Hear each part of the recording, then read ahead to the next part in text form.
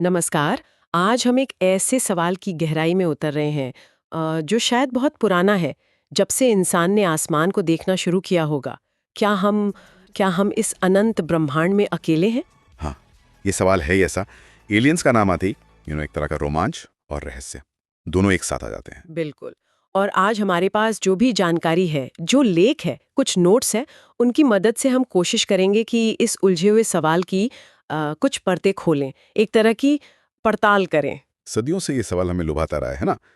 क्या कहीं और भी जीवन सांस ले रहा है? और ये सिर्फ कोई कल्पना नहीं है। जब हम सोचते हैं ब्रह्मांड कितना विशाल है, अरबों आकाशगंगाएं हैं, हर एक में खरबों तारे। हाँ, वो आंकड़े ही चौंका देते हैं। सिर्फ हमारी अपनी गैलेक्सी मिल्की वे, उसी में अनुमान है कि 100 अरब से 400 अरब तारे हो सकते हैं। और ऐसी तो न जाने कितनी अरबों गैलेक्सीज हैं। और अब तो हम हजारों ऐसे ग्रह भी खोज चुके हैं जो दूसरे तारों का चक्कर लगा रहे हैं। तो इतने सारे ठिकानों के बीच क्या ये सच में हो सकता है कि हम अकेले हों? ये सोचने में भी अजीब लगता है। गणित के हिसाब से देखें तो संभावना तो यही कहती है कि शायद हम अकेले नहीं हैं। जीवन कहीं और भी हो सकता है। लेकिन संभावना होना एक बात है और सबूत होना बिल्कुल दूसरी। सही कहा। और अभी तक जिसे कहते हैं ठोस सबूत, वो तो नहीं मिला है। बिल्कुल, यही इस पूरे विषय का सबसे बड़ा क्या कहते हैं, विरोधाभास है। अच्छा, अगर थोड़ा पीछे जाएं इतिहास में, तो कुछ चीजें हैं जो सोचने पर मजबूर करती हैं। जैसे मिस्र के पिरामिड, उनकी बनावट पर आज भी सवाल उठते हैं। हाँ, और पेरू की वो नाज़का लाइंस भी हैं।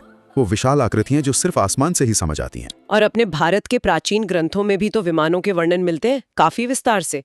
तो क्या ये सब सिर्फ कहानियां थीं, कल्पना थी, या कहीं किसी बाहरी तकनीक का संकेत? देखिए, यहाँ थोड़ा संभल कर चलना जरूरी है। हम्म। इन चीजों को सीधे एलियन से जोड़ देना, इसके लिए हमारे पास डायरेक्ट सबूत नहीं है। ज्यादातर एक्सपर्ट्स मानते हैं कि ये उस समय के इंसानों की ही काबिलियत थी। हाँ, पर यह भी सच है कि कुछ सवाल हैं जिनके जवाब पूरी तरह से संतुष्ट नहीं करते, और इन्हीं पहेलियों ने वो एंशिएंट एस्ट्रोनॉट थ्योरी को जन्म दिया है। अच्छा, अब थोड़ा मॉडर्न जमाने में आते हैं। 1947 रॉसवेल, वो घटना तो बहुत मशहूर है। न्यू मैक्सिको में वो कथित यूएफओ क्रैश। हाँ, और उसमें सबसे अजीब था सेना का बयान बदलना। पहले कहा फ्लाइंग सॉसर मिला है, बिल्कुल। और फिर कुछ ही घंटों में कहानी बदल गई कि वो तो एक मौसम का गुब्बारा था। इसी से शक गहरा गया ना। कुछ रिपोर्ट्स में अजीब से मटेरियल का जिक्र भी था, कोई मेमोरी मेटल जैसा कुछ। और रोजवेल के साथ ही नाम जुड़ता है एरिया 51 का। वो जगह तो रहस्यों का गढ़ मानी जाती है। सरकारी गोपनीयता इतनी ज्यादा है कि कॉन्स्पिरेसी थ्योरीज को और हवा मिलती है। हाँ, एरिया 51 को लेकर तो क्या क्या नहीं कहा जाता कि वहाँ एलियन टेक्नोलॉजी पर काम होता है, रिवर्स इंजीनियरिंग होती है, या एलियन शव रखे हैं। सरकार तो हमेशा यही कहती है कि वो सीक्रेट मिलिट्री प्रोजेक्ट्स की टेस्टिंग साइट है। सच शायद कहीं बीच में हो, पर जब तक पारदर्शिता नहीं होगी, ये अफवाहें तो चलती रहेंगी। इसी से जुड़ा एक और सिद्धांत है, रिवर्स इंजीनियरिंग वाला।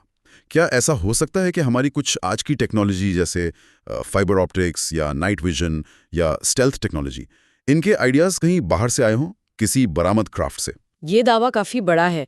जो लोग मानते हैं वो टेक्नोलॉजी में अचानक आए उछाल की तरफ इशारा करते हैं। कहते हैं कि इतनी तेजी से तरक्की कैसे हुई। लेकिन ज्यादातर वैज्ञानिक और इतिहासकार इसे नहीं मानते। उनका कहना है कि ये इंसानी दिमाग की ही उपज है, भले ही तेजी से हुई हो। और फिर जब तक कोई एलियन चीज हाथ में ना हो, इसे साबित कैसे करेंगे?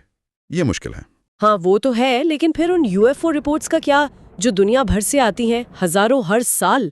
और सिर्फ आम लोग नहीं, ट्रेन्ड पायलट, मिलिट्री वाले, वो भी ऐसी चीजें देखने का दावा करते हैं जो उनकी समझ से बाहर है। हाँ, आजकल इन्हें यूएफओ की जगह यूएपी यानी अनआइडेंटिफाइड एरियल फेनोमेना कहते हैं। और 2021 में तो अमेरिकी सरकार ने खुद कुछ वीडियो जारी किए और ये माना कि हाँ, ये ऐसी चीजें दिखा रहे हैं जिन्हें हम एक्सप्लेन नहीं कर सकते। ये एक बड़ा बदलाव है। पहले ऐसी बातों को दबा दिया जाता था या मजाक उड़ाया जाता था। अब कम से कम इन्हें गंभीरता से लिया जा रहा है, राष्ट्रीय सुरक्षा का मुद्दा मानकर। तो क्या हो सकती हैं ये चीजें? कोई सीक्रेट मिलिट्री ड्रोन या कुछ और? व्याख्याएं कई हैं। हो सकता है किसी दूसरे देश की एडवांस टेक्नोलॉजी हो, या कोई वायुमंडलीय घटना हो, या हमारे सेंसर्स में ही कोई गड़बड़ी हो। लेकिन एक छोटा सा हिस्सा ऐसा भी है जो इन सब में फिट नहीं बैठता। वो अभी भी अज्ञात है और उसी पर अब रिसर्च हो रही है। तो सोचिए, अगर ये चीजें सच में किसी और दुनिया की हुई और वो हमसे संपर्क करें, तब क्या होगा? क्या हम तैयार हैं इसके लिए?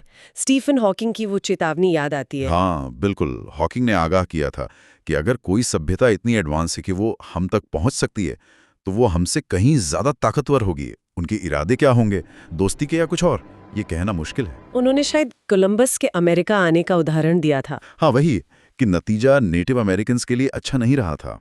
संपर्क के सामाजिक, राजनीतिक, यहाँ तक कि हमारे वजूद पर क्या असर पड़ेंगे, ये सोचना भी मुश्किल है। तो मतलब इतनी सारी बातें, इतने किस्से, दशकों की अटकलें, लेकिन हम आज भी शायद वहीं खड़े हैं। सच क्या है, कल्पना क्या, ये रेखा बहुत धुंधली है। बिल्कुल, रहस्य अभी भी बरकरार है और शायद यही चीज इसे इतना दिलचस्प बनाती है। हाँ, जाते जाते श्रोताओं के लिए एक सवाल छोड़ जाते हैं जो इन्हीं सब बातों से निकलता है। मान लीजिए कल सुबह हमें पक्का सबूत मिल जाए कि एलियंस हैं, हम अकेले नहीं हैं, तो एक प्रजाति के तौर पर मानवता का सबसे पहला कदम क्या होना चाहिए? मिलकर क्या करना चाहिए हमें? इस पे सोचना तो बनता है। जरूर सोचिएगा इस पर। और हाँ, कभी कभी रात में आसमान की तरफ नजर उठाकर देखिएगा जरूर। क्या पता कौन देख रहा हो। अगली बार फिर मिलेंगे। इजाजत दीजिए।